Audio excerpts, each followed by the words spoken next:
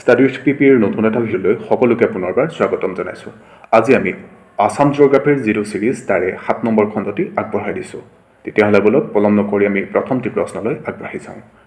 প্ৰথমটি প্ৰশ্ন আছে, তলত দিয়া কোনটো অশুদ্ধ বিচাৰ কৰা। তলত 4টা অপশ্যন দিয়া আছে, তাৰে কোনটো ভুল বা কোনটো অশুদ্ধ সেইটো বিচাৰ কৰিব লাগে। কেতিয়াবা প্ৰশ্ন কাকতসমূহত এনেকুৱা প্ৰশ্নও দেখা যায় যে কনফিউজ কৰিবৰ কাৰণে এনেকুৱা প্ৰশ্ন দিয়া যায় যে কোনটো অশুদ্ধ বিচাৰ কৰা। সাধাৰণতে কোনটো শুদ্ধ সেইটো বিচাৰ কৰিবলৈ আহে, কেতিয়াবা দি দিয়া যে কোনটো অশুদ্ধ সেইটোহে বিচাৰ কৰা। অপশ্যনত আছে ক, অসমত 2খন বিশ্ব ঐতিহ্যৰ ঠাই আছে, খ, অসমত 4খন ব্যাঘ্ৰ প্ৰকল্পৰ বনাঞ্চল আছে, গ, অসমত 5খন ৰাষ্ট্ৰীয় উদ্যান আছে, ঘ, অসমত 5খন হস্তি সংৰক্ষিত বনাঞ্চল আছে। আমি যদি অপশ্যনসমূহলৈ চাওঁ তেতিয়া দেখা পাম যে কত আছে অসমত 2খন বিশ্ব ঐতিহ্যৰ ঠাই আছে। এইটো শুদ্ধ, যিহেতু অসমত 2খন বিশ্ব ঐতিহ্যৰ ঠাই আছে, গতিকে এইটো শুদ্ধই হ'ব।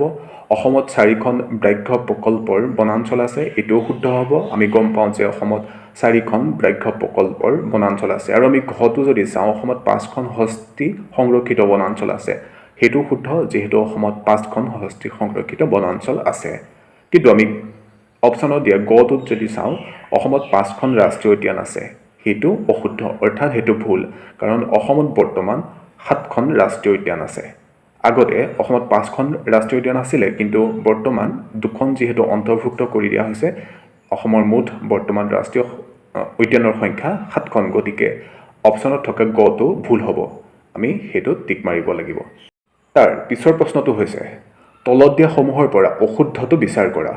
ইয়াতো একেই, তলত দিয়া অপশ্যনসমূহৰ পৰা ভুলটো অৰ্থাৎ অশুদ্ধটো বিচাৰ কৰিবলৈ কৈছে।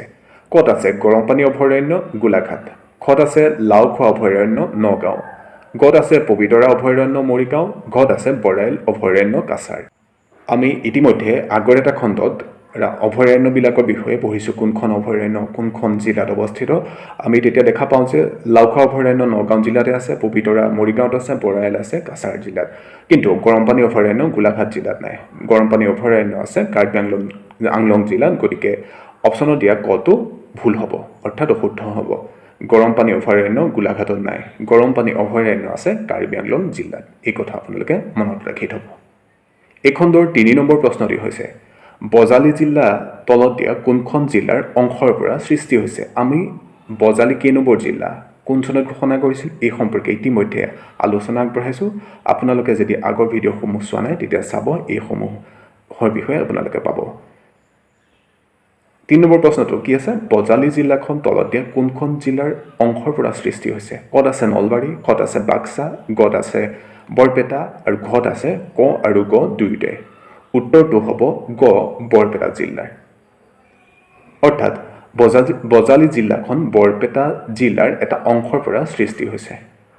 এই খণ্ডৰ 4 নম্বৰ প্ৰশ্নটি হৈছে, তলত দিয়া সমূহৰ পৰা অশুদ্ধটো বিচাৰ কৰা। এয়াও একেই প্ৰশ্ন, অশুদ্ধটো বিচাৰ কৰিবলৈ কৈছে। তলত কেইটামান অপশ্যন দিয়া আছে, সেই অপশ্যনসমূহৰ পৰা আমাক ভুলটো বিচাৰ কৰিবলৈ কৈছে। ক'ত আছে ধুদৰ আলি গদাধৰ সিংহ, খ, ৰংঘৰ প্ৰমত্ত সিংহ, গ, ৰুদ্ৰেশ্বৰ দেৱালয় ৰাজেশ্বৰ সিংহ, ঘ, জয়দৌল ৰুদ্ৰসিংহ। আমি জানো যে ধুদৰ আলি নিৰ্মাণ কৰিছিল গদাধৰ সিংহই, ৰংঘৰ নিৰ্মাণ কৰিছিল প্ৰমত্ত সিংহই আৰু জয়দৌল নিৰ্মাণ কৰিছিল ৰুদ্ৰসিংহই। গতিকে ক, খ আৰু ঘটো শুদ্ধ, অশুদ্ধটো হ'ব গ, ৰুদ্ৰসিংহ দেৱালয়। এইটো ৰাজেশ্বৰ সিংহই নিৰ্মাণ কৰা নাছিল, এই ৰুদ্ৰেশ্বৰ দেৱালয়ো প্ৰমত্ত সিংহই নিৰ্মাণ কৰিছিল। এই খণ্ডৰ 5 নম্বৰ প্ৰশ্নটো হৈছে, কোনখন নদী তেজৰ নদী বুলি জনা যায়। ক'ত আছে লোহিত, খ, দিখৌ, গ, নামদাং, ঘত সোৱণশিৰি।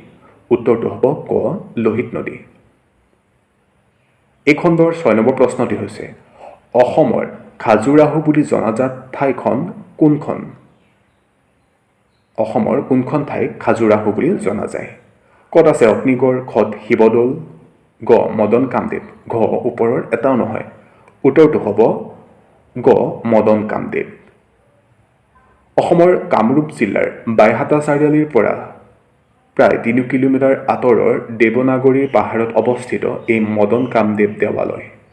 মদন কামদেৱ দেৱালয় ক'ত অৱস্থিত, কোনটো পাহাৰত অৱস্থিত, দেৱনাগিৰি পাহাৰত অৱস্থিত। বিভিন্ন আসন বিশিষ্ট শৃংগাৰৰ ৰস প্ৰধান মূৰ্তিৰাজিৰ বাবে মদন কামদেৱক অসমৰ খাজুৰাহো আখ্যা দিয়া হৈছে। দেৱালয়খনৰ নাম মদন কামদেৱ যদিও ইয়াত মদন কামদেৱৰ উপাসনা কৰা নহয়। দৰাচলতে ই ভগৱান শিৱৰহে উপাসনাস্থলী। এই খণ্ডৰ 7 নম্বৰ প্ৰশ্নটি হৈছে টুকুলাই চাহ গৱেষণা কেন্দ্ৰ কিমান চনত স্থাপন কৰা হৈছিল? অপশ্যনত আছে ক 1811 চনত, খ 1999 চনত, গ 2002 চনত, ঘ 1911 চনত। উত্তৰটো হ'ব ঘ 1911 চনত। আৰু এই টকলাই চাহ গৱেষণা কেন্দ্ৰ ক'ত অৱস্থিত বুলি আমাক যদি প্ৰশ্ন কৰে উত্তৰটো হ'ব যোৰহাট। এই কথাও আপোনালোকে মনত ৰাখি থ'ব। এই খণ্ডৰ 8 নম্বৰ প্ৰশ্নটি হৈছে ভেৰজান বৰজান পদুমণি অভয়াৰণ্য কোন জিলাত অৱস্থিত? অপশ্যনত আছে ক তিনিচুকীয়া, খ গোলাঘাট, গ যোৰহাট, ঘ শিৱসাগৰ। উত্তৰটো হ'ব ক তিনিচুকীয়া জিলাত। আৰু এই অভয়াৰণ্যখন 1999 চনত ঘোষণা কৰা হয়। এই খণ্ডৰ 9 নম্বৰ প্ৰশ্নটি হৈছে কপৌ ফুল অসমৰ লগতে আৰু কোন ৰাজ্যৰ ৰাজ্যিক ফুল হিচাপে স্বীকৃতিপ্ৰাপ্ত? অপশ্যনত আছে ক অৰুণাচল, খ মেঘালয়, গ মণিপুৰ, ঘ নাগালেণ্ড। উত্তৰটো হ'ব ক অৰুণাচল। আমি জানো যে অসমৰ ৰাজ্যিক ফুল কপৌ, অৰ্থাৎ কপৌ ফুল অসমৰ হৈছে ৰাজ্যিক ফুল। সেই কপৌ ফুল অসমৰ লগতে আৰু এখন ৰাজ্যৰো ৰাজ্যিক ফুল, আৰু সেই ৰাজ্যখন হৈছে অৰুণাচল। এই কথা আপোনালোকে মনত ৰাখি থ'ব। এই খণ্ডৰ 10 নম্বৰ প্ৰশ্নটি অৰ্থাৎ শেষৰটি প্ৰশ্ন হৈছে ব্ৰহ্মপুত্ৰ আৰু বৰাক নদীক বিচ্ছেদ কৰা পাহাৰটোৰ নাম কি? অপশ্যনত আছে ক সিংহাসন, খ বুঢ়া পাহাৰ, গ কাৰ্বি পাহাৰ, ঘ বৰাইল পাহাৰ। উত্তৰটো হ'ব ঘ বৰাইল পাহাৰ। উত্তৰ পূব ভাৰতৰ এখন অন্যতম বিশাল পৰ্বতমালা। এই পৰ্বতমালা অসম তথা মণিপুৰ আৰু নাগালেণ্ডৰ কিছু অঞ্চল জুৰি বিস্তৃত। এই পৰ্বত প্ৰধানতঃ অসমৰ ডিমা হাছাও জিলাত অৱস্থিত আৰু ই হৈছে অসমৰ আটাইতকৈ ওখ আৰু দীঘল পাহাৰ। এই বৰাইল পৰ্বততে বিয়পি আছে সমগ্ৰ বৰাইল অভয়াৰণ্য। ইয়াৰ পৰাই উৎপত্তি হৈছে দক্ষিণ অসমৰ বৃহৎ নদী বৰাকৰ। এই কথাখিনি আপোনালোকে মনত ৰাখি থ'ব। আজিলৈ মানে আশা কৰিছোঁ আপোনালোকে ভিডিঅ'টো চাই ভাল পালে। যদি আমাৰ এই ভিডিঅ'টো চাই ভাল পালে তেতিয়াহ'লে আমাৰ ইউটিউব চেনেলটো ছাবস্ক্ৰাইব কৰি দিয়াৰ লগতে আপোনাৰ বন্ধু বান্ধৱীলৈ আমাৰ এই ভিডিঅ'সমূহৰ লিংক শ্বেয়াৰ কৰি দিব। আৰু আপোনালোকে হয়তো জানে যে আমি আপোনালোকৰ সুবিধা হোৱাকৈ বহুকেইটা ছিৰিজ আগবঢ়াইছোঁ। সেইসমূহো আপোনালোকে প্লে'লিষ্টত গৈ চাব পাৰিব।